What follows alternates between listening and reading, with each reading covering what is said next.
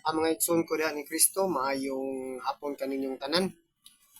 Karon mga igsoon aduna na pud kitay ipaambit mahitungod kini sa pulong sa Dios. So kini atong pagahisgotan mga igsoon about kini sa pagpangayo ug pasaylo o direct to God. So pwede ba o nagaingon nato dre pwede ba ni direct to God? So kung ato ning paminawon ning video mga igsoon so nagapunterya gyud nga dili gayud pwede. Kay sumala mga igsoon din ha kay dili jud dunggon sa Ginoo kung moderitso kita sa iya magsun kay mismo ang Ginoo nagingon dinha sa Job mga igsoon. So atong basahon dinhi sa balaang kasulatan mga igsoon. So sa Job kapitulo 42 bersikulo 7 mga igsoon hangtod sa 8. So atong i-highlights mga igsoon na para makita mas maklaro.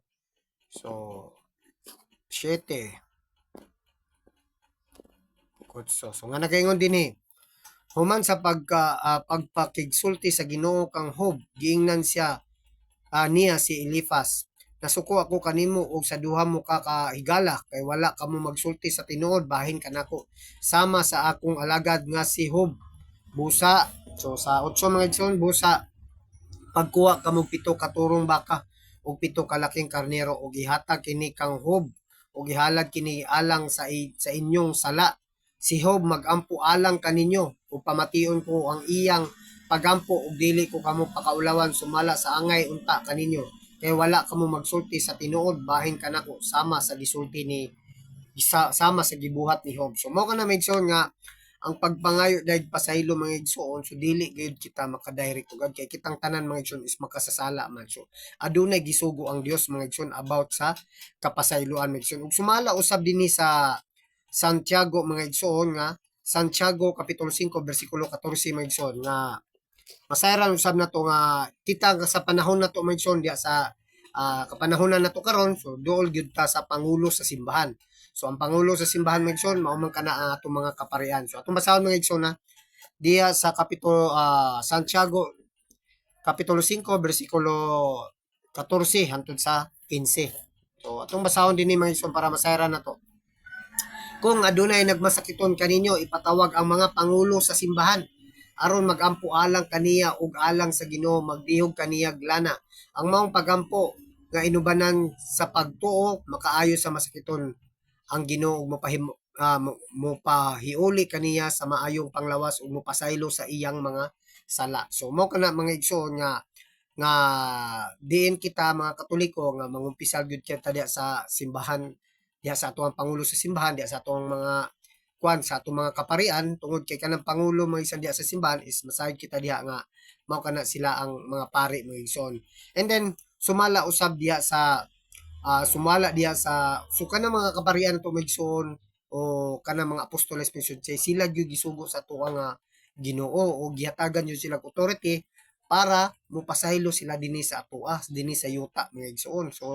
So atong basahon mga igsoon ha para masabtan nato. Juan kapitulo 20 bersikulo 21 hangtod sa 23. So atong i-highlights mo so para mas maklaro. So, unya si Jesus mingon kanila, pag-usab mainyo ang kalinaw ingon nga gipadala ako sa amahan, ako usab nagpadala kaninyo. So gisulti niya kini unya gihoy pa niya sila og giingnan dawatan ninyo ang espiritu. So naa gyud authority may igsoon nga gihatag sa Dios ang ato mga apostoles kay ang giingnan ni mga apostoles man. Unya ang mga apostoles is pari man na may igsoon. So ato padayon sa 23 maigsoon nga nagyon kun pasayloon ninyo ang mga sala sa mga tao gipasaylo kini kun dili ninyo pasayloon ang ilang mga sala dili usab kini pasayloon. So mo kana maigsoon nga dili gayud kita pwede nga maka-direct to God kay suma dinhi adunay gisugo ang ato ang Dios nga diin kita nga mo pangayoon nato atong kapasayloan ug sila na ang magampo diha alang kanato susama sa atong nauna nga bersikulo sa Job kapitulo 42 bersikulo 7-8 nga si Job na ang niampo sa iyang mga higala kay dili nasuko man ang Dios sa ilaha mga igsoon. Sumo ka na misyon nga mas dunggon ang mga pagampo sa mga matarong mga igsoon sumala dinhi sa panultihon mga igsoon. So atong basahon mga igsoon ha diha sa panultihon kapitulo 15 bersikulo 29 nga mas dunggon sa Dios ang pagampo sa matarong so sama sa atong nabanggit kaganina so atong i-highlights pa so atong basahon so patalinghugan sa Ginoo ang pagampo sa matarong apan dili niya tagdon ang mga makasasala. So kay kitang tanan mga igsoon is makasasala man sud di gyud ta pwede mo direct to God. So mao bitaw kini mas dunggon sa Ginoo ang pagampo sa matarong.